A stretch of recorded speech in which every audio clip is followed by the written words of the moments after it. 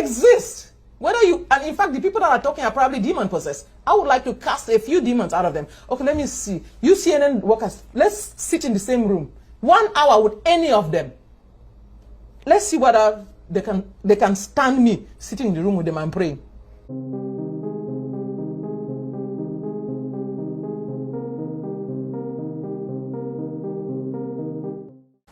Good evening, guys. This is Darcis. I'm back with you guys again. This time I wanted to do a quick video about kind of current events and how they relate to occultism. So, as you know, we talk about occultism and different kinds of ideas and ways of life here on this channel. Particularly, I've talked about vampirism. And occultism can be very intellectual, can be enjoyable, and it kind of expands your frame of consciousness. It gives just the everyday person a way to bring magic into their life, in a sense.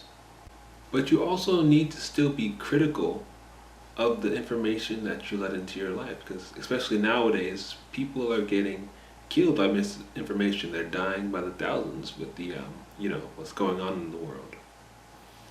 And so, what I want to do is I want to kind of differentiate the valuable occultism from what could just be seen as conspiracy theory or fear-mongering and all that kind of other stuff. And so the main principle I use when I'm hearing different theories and different ideas is, what is the value? What does it do for you? I don't mean it in a selfish way, but I mean it in a personal, as you take the information in. How does it serve your purpose, your goals? That's what kind of questions you want to ask. So a lot of times you hear all this stuff about summoning demon princes. You'll hear this fighting in a spiritual war. And it's going to be war. Do you understand me? I'm a warrior. I'm a sniper in the kingdom of God. It's on.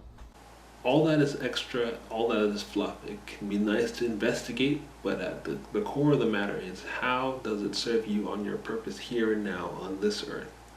That's the question that you have to ask. So when I look at something like vampirism, for example, some people might think it's cringy, some people might think it's weird, but for me personally, I like the symbolism, I like the history and how it's incorporated through so many cultures. I like the sense of community, well, lack of there for at the moment, but you get me. And it basically empowers me. It helps me to be more than I would be otherwise. So that's why I use vampirism. Using energy and to like have powers and all that is extra and subjective. But the core is, it makes my life better, puts me on the path that I want for my life. And so that's why I do it. And so you have to use the same lens when you're seeing all these things in the media or different ideas, people coming at you with tons of conspiracies. Like you have Dr. Stella Immanuel. She talks about lizard people, which has this precedent in reptilian spirits. She talks about succubuses, demons. I mean, that's nothing out of the ordinary. We hear things about that. I mean, it's off the beaten path to say that demons are sleeping with you overnight. But demons are sleeping with people. Are they? Yes! People call me from all over the world for it.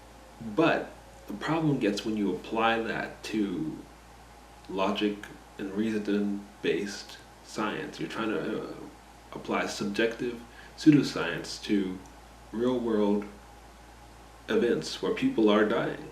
And you can't just connect those so easily like that, and you can't impose your own spiritual religious beliefs on what should be universal healthcare. So it kind of creates a problem where occultism is in delusional thinking becomes like the culprit for these problems we're having, or people resort to that when they can't make sense of what's going on in the world that we can see.